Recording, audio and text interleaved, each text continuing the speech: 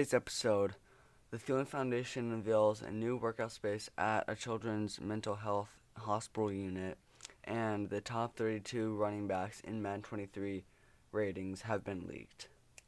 This is the Vikings. The Vikings rode to 500 wins. The Broncos I've liked ever since Peyton Manning played there. Okay, so let's... Forgot to start recording. Crud.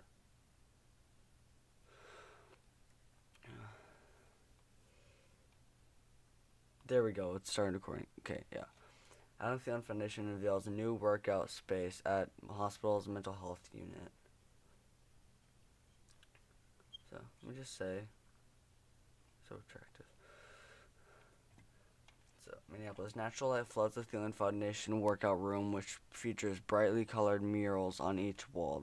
The revamped space was unveiled last week at Minnesota's Health Fairview Masonic Children's Hospital.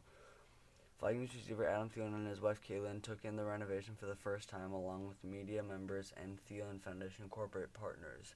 The looks on their faces revealed just how far the room had come. Thielen explained that he and Caitlin had toured the pediatric mental health unit in 2019 and stopped at this place before seeing the rest of the floor and the patient rooms. They immediately felt compelled to support the mental health unit and fund a complete makeover of the room. Just to think that these kids, that's really all they had access to for getting outside their room. And there's a lot of safety measures in place, so there's not a whole lot on the floor or their rooms and things like that.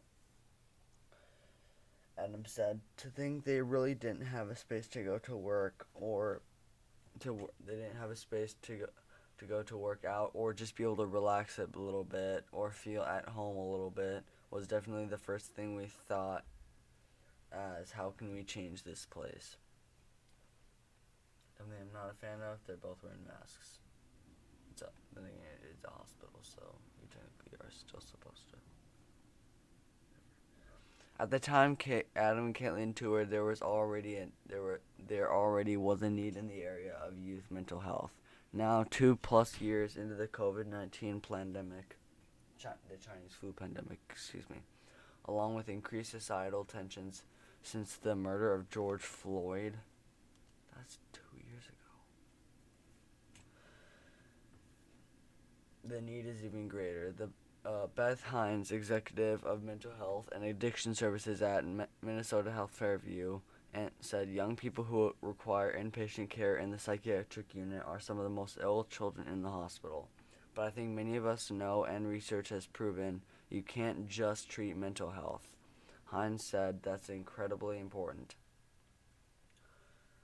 And many of us know this and practice it daily, is that you've got to also exercise physically. You've got to get those endorphins flowing. So if you came here for an inpatient day, what we really don't want to do from a care model is just be stuck on a unit, not have a lot of access to outside or fresh air or sunlight or being able to exercise, she continued. We all know what a good workout can do for our mental health. The space is so important for our kids, not only for them to be physically fit for your mental health, for your whole mental health. The space features a stationary bicycle and treadmill, along with a variety of other features such as a water table, various fidget toys, and brain puzzles. A small soccer goal set up on artificial turf and a gaming area. One wall at the far end of the room displays a mural of an outdoor sunset scene with a portion of the Bible verse Matthew 5:16, let your light shine. Adam and Caitlin said, including a small aspect of their Christian faith. Adam and Thielen said including a small aspect of their Christian faith was important to them. And also, if you didn't know this, Caitlin actually grew up a Packers fan, and she says to this day, other than becoming a Christian, other than converting to Christianity, becoming a Vikings fan was their best decision, and marrying a Vikings player helped that. Especially an undrafted free agent that only made it to the practice squad that led up to who worked to be the best receiver on his team for 3 years. When we first started our foundation, we didn't really have a whole lot of connection to any specific cause. We just knew we wanted to make a difference and try and help the community. This community has done so much for us, Thielen said, and then sure enough, once we partnered with Minnesota Health Fairview, maybe it stands for mental, and specifically mental health, we realized there were people close to us going through some mental health issues, and we're ready to open up and talk about it. And through our foundation, they've actually gotten a lot of help. It's crazy how that happens. We don't feel like that happens by chance. We feel like God has done that in our lives and pushed us in that direction. Adam added, what a great start and an opportunity for these kids to be able to be active. Hines thanked Adam for being willing to use this NFL platform as a way to discuss mental health and break down stigma around the topic. Adam pointed out that awareness continues to grow, and he and his teammates can play a part in that. People coming out and talking about it has been awesome to see. The Vikings have done a great job of sharing guys' stories through the Getting Open series, which I think has been phenomenal, he said, because especially in a football locker room, guys want to be tough. They don't want to share their issues. But when people are able to open up and talk about it, it just makes others feel like, oh, I'm not the only one going through something. If an NFL player is going through that, I can be open about it. I can be the same way. I can talk to my parents. I can talk to my family. Adam continued. I can hopefully help limit the people who are in these inpatient facilities, but when they are here, give them resources to help them get better. My oldest brother has donated to the Thielen Foundation. I've thought about it, but I really haven't. I've donated a lot of money to Prager, though.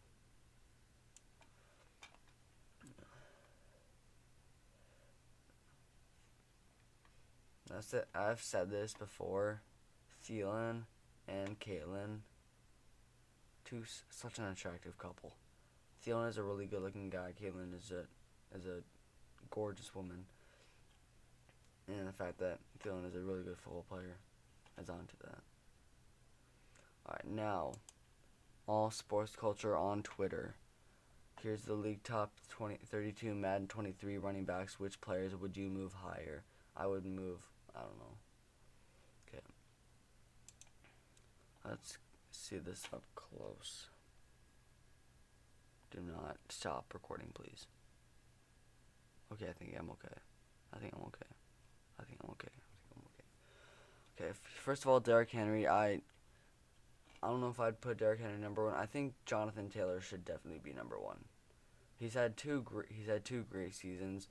Actually, he and Adrian Peterson have had really similar first two seasons of their careers, because they both got a little over 1,000 yards rushing their first year, and then led the league with more than 1,700 yards their second year. Adrian Peterson ran for over 1,300 yards his first year in the league, and then he rushed for over 1,700 yards in his second year and led the league. Jonathan Taylor rushed for over 1,100 yards in his first year and then ran for over 1,800 leading the league. I think Jonathan Taylor should be higher. Derrick Henry, 97. I just don't like him being number one, knowing he was injured for so long, but before he got injured, he led the league by like 1 billion yards and continued to lead the league for a few weeks after that. Why do they have a guy who beat up some dude in Las Vegas because he said that his friend was ugly or that his shoes were weird? Why do they have Alvin Kamara up here? So I think Jonathan Taylor, I'd give him a 98 or a 97. I think I'd give him just a little bit of an edge over Derrick Henry. Give him 98, him 97. I like Nick Chubb at 96, Dalvin Cook at 95. Christian McCaffrey way too high. I think at highest he should be like a 90, 91. Joe Mixon at 94, that's fine. Alvin Kamara 92. I think it might be a little bit high because he's really never gotten a whole lot of stats in his career. He's never gotten over 1,000 rushing yards or receiving yards. And you may think, yeah, because he's a dual threat, he's not going to get a lot of either one. Christian McCaffrey got over 1,000 receiving and rushing yards in 2019. He was the best running back in the league back then. Adam, did I say Adam Thielen? Christian McCaffrey, whatever. Alvin Kamara should not be this high. I think I'd put Alvin Kamara. You could either do based on how talented he is, which based on pure talent, 92 fits, but based on how much he performs, like how much stats he can get. And I'm basing a lot off of stats because stats really tell you how much a player really performs. I would bring Alvin Kamara down to an 80. I would give it an 89. I'd say an 89. And you may think that's only 3 points down. That's not a whole lot, but okay, it is a whole lot. Every number is like a totally different thing. You can be a 99 god or a 98 demigod. Which one do you choose? Whatever. Aaron Jones 90. I'm okay with that. I really don't mind it at all. He's been really good since like 2019 or 2020. Saquon Barkley at 87, too high. He should be like an 81 or 82 now because he's always injured. Najee Harris being an 87, knowing Saquon Barkley is, he should be higher. 87 does fit though. He had a great rookie season, but you can never give rookies too high. Like Justin Jefferson. So he's a 96 overall in Madden 23. In Madden 21 and Madden 22. Madden 21, he gets released. He made it up to an 87 overall. Because even though he had 1,400 yards as a rookie, who knows, who knows if he can repeat that again. Like, Anquan Bolden got 1,377 yards as a rookie receiver. That was the most yards by receiver before Justin Jefferson. He never turned into he was a really good player, but he was never anything spectacular. So the first year 87 is good. Yeah, the first year I don't really think you can put him up to. I think you have to keep him in the 80s. Second year, if Najee Harris does the same thing, like how Justin Jefferson went for over 600 yards, you can put him into maybe a 90. Kareem Hunt 86. I think I would put I'd say Nick Chubb 96. If I were doing this, I would put Nick Chubb at I would give him a 97. Honestly, I'm trying to ignore the fact that he's a 96. I wouldn't leave him at a 96. I would give him a 97, and I would give Kareem Hunt I would give him 88. I would say 98, 97, and 88. That's what I would give them. Josh Jacobs, 85. He should not be below Saquon Barkley or Najee Harris. Maybe Najee Harris. But he's not that bad. Melvin Gordon, 85. I think that's a little bit too high. To be above Elliott Patterson, Fournette, Carson, I don't think he should be an 85. I would give him like an 82. Ezekiel Elliott, 85. That's fine. Cordell Patterson, 85. That's okay. Fournette at 85. If Elliott and Patterson are at 85, I can't put Fournette at 85. If they're 85s, I would give him an 81.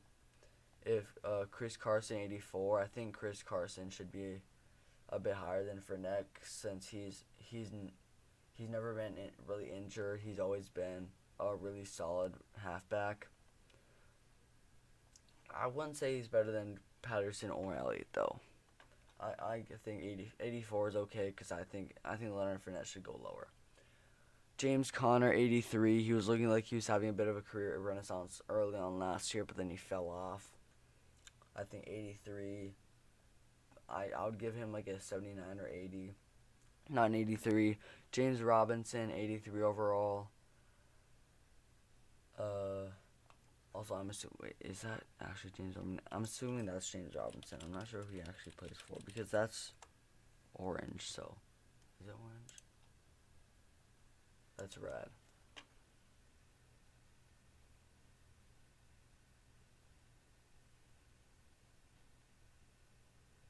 Yeah, why is he red? Why is he red if he plays for the Jaguars? That's weird. David Montgomery and James Robinson. It's starting to get to the point where all these guys are basically the same. From James Conner down to Edwards-Helaire, they're basically the same. It's like 6 guys have the same ratings, so it's a bit harder to decipher. I don't even know if that's the right word. It just sounds cool. James Conner, I would give him a 79. I would give James Robinson 83. I think is maybe a little bit low. I would give James Robinson an 80. I'll give him an 85. David Montgomery an 87. He's a very good running back. He doesn't do a whole lot, but he's a very good running back. He's really underrated. Actually, in 2020, when the Vikings faced the Bears in the last week of the season, there was a graphic that showed Dalvin Cook and David Montgomery were the 2 running backs that led the league in broken tackles. Also, if you're still watching, we're almost 17 minutes in. I love you. Don't forget to like and subscribe. Hit that bell, comment what videos you like to see, all that. Jamal Williams, 83. I'd give him not that high. I'd give him like an 81 or 82. I say not that high as if I'd give him like a 79. I'd give him an 81 or 82. I'll say an 81 because it justifies 83 being so high more. DeAndre Swift, 83. He should be higher than Jamal Williams. I think he should be higher than James Conner. James Conner should not be higher than James Robinson or David Montgomery. I mean, he's not really higher. He's the same rate overall, but whatever. DeAndre Swift, I would give DeAndre Swift an 84. Cam Akers, 82 is hard to say because he was injured all of last season. And before that, he was good. He had a huge game against the Seahawks in the wild card round of the 2021 playoffs. Sounds weird saying that because the playoffs are all in 2022. We're all in 2021. But it's the postseason, which means it's just the season that extends from the 2020 regular season, so it's weird. The 2020 postseason, 2020 playoffs. He had a great game against the Seahawks, but I don't know if he did really anything more than that. And even Wyatt's World posted that Wyatt's World posted a video about the Rams after Cam Akers got injured. It was saying like the guy who delivered the news said that he got injured, and then the Rams are like, "Oh no, come on! We were saying that Cam Akers was gonna be the next Barry Sanders." Who said he's gonna be the next Barry Sanders? Last time I checked, he can't bounce on one leg and still run past all the defense. Antonio Gibson, 82. Yeah, sure. Damian Harris, 81. I mean, I have seen video. From the videos I've seen from Wyatt's World, he likes Damian Harris more than Josh Jacobs and James Robinson. I say those 2 guys in particular because those are 2 of the best young running backs, and I mean like best young power backs. So, but I guess then again, like the ratings don't say everything. The ratings because they're literally based on how good you are at a certain thing, how fast you are, how much you can jump, how much you can accelerate, how good you can block, how good you can catch. They're based purely on your talent because they literally are how good you are at a certain thing. This could be just purely talent wise, but talent isn't all of it. No, don't stop recording. Golly. Madden ratings are purely based on talent, and actually, I think it was like Madden 20. Stephon Diggs was rated higher than Adam Thielen, and at first I got confused because Adam Thielen is definitely better than Stephon Diggs, but Stephon Diggs has always been more talented than Adam Thielen. I think at their absolute best, Stephon Diggs is faster, he's a better route runner, he's better at catching, but Adam Thielen had always just performed better in the games, which made him look better.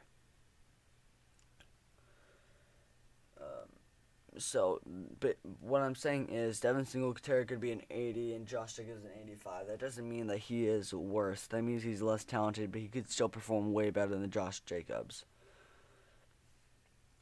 J.K. Dobbins, I don't know anything about him, so whatever. Elijah Mitchell, 80 overall. He had a pretty good year last year.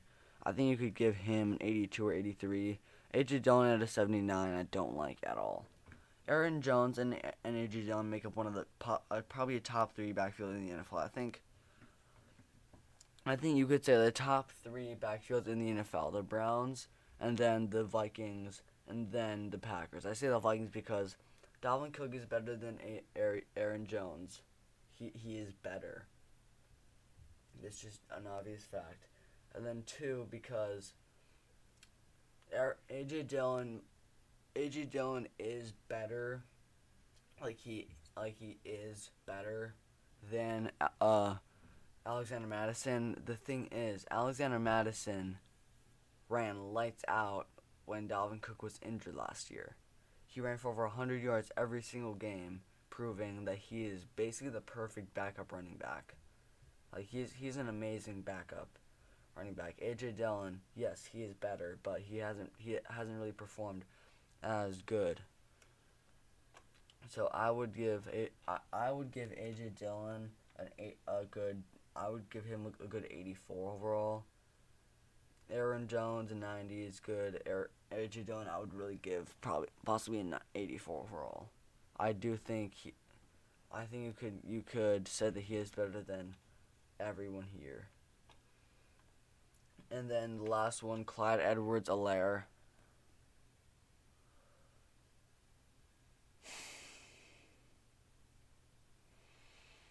I was just watching Inside the War Room, and they were reacting to the top 32 running backs, and they mentioned that there was some guy that was really snubbed off of this list. Can't remember who it was, though. But Clyde Edwards-Helaire, let me see if I can. Okay, I couldn't find what I was trying to look for, which is the running back that got snubbed, because I was watching Inside the War Room's reaction to this, and I couldn't find it. I thought it was early on, but I never saw it. What? Are you going to Run Club? Yeah, I am. You gotta leave. Do you see the time? Yeah, I do. Anyways, that's gonna be it for the video. Don't forget to like, subscribe, comment, hit that bell, comment videos like to see it. And as always, never forget the Packers always suck, and School Vikings.